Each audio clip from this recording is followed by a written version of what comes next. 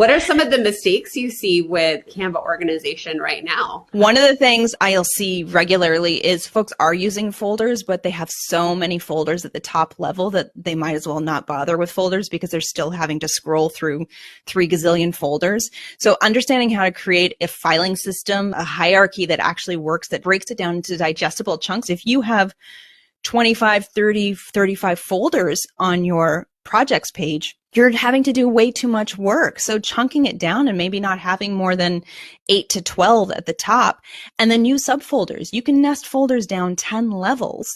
So it's just going to give you a way to funnel down and find what you're looking for. But you do have to take some time to really think about, what am I creating in Canva on a regular basis? How am I using this? What sorts of categories, high-level categories, can I chunk things down into so that it's going to be easier for me to find the thing and funnel down?